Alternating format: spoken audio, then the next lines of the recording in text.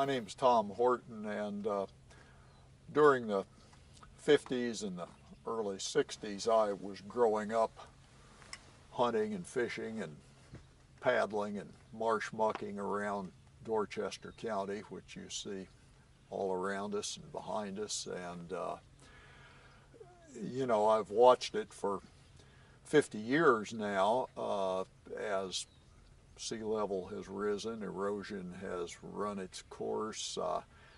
I think it's probably about 30 years ago I really began noticing more dead trees. At first I would think maybe there was a fire there, maybe it was pine bark beetle, and you know, sometimes it was, but they were too straight right down the edge of these creeks and these marshes, and it had to be rising water table, more salt coming in. And now you get up in a plane and fly across this county, and good Lord, it's just, you know, thousands of acres of what they call ghost forest, just dead snags and marsh and phragmites reeds coming in under them. It's quite dramatic and quite sad, really.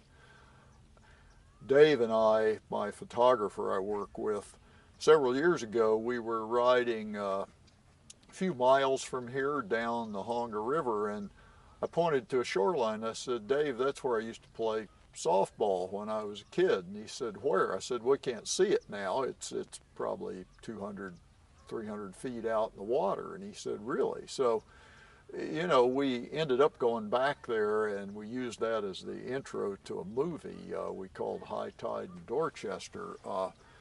Dave kind of photographs me standing there with a softball in my hand and a glove, and then cuts away, and you see I'm butt deep in the water. Well, that's about where center field used to be. And this hasn't happened over hundreds of years. This has happened over the last few decades, and it's getting worse.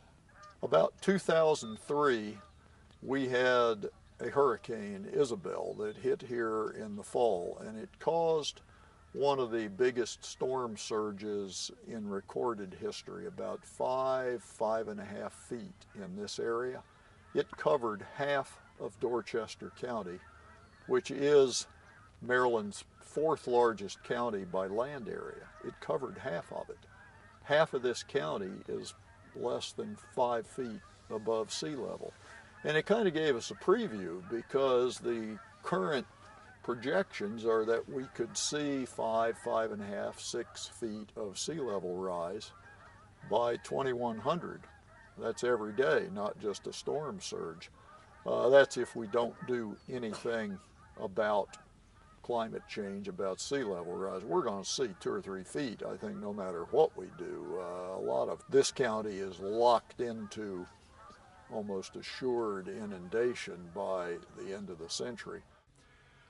You need places like this where you can go and listen to bald eagles. You can hear one right now calling behind us or somewhere overhead. But yeah, I mean, these are places you come to just pull yourself together, to recover, to think about what it all means. And you can't do that in Times Square. You can do a lot of things in Times Square, I expect, but places like this are precious that way. And again, I don't know how you put a value on that, except you know it's extremely valuable.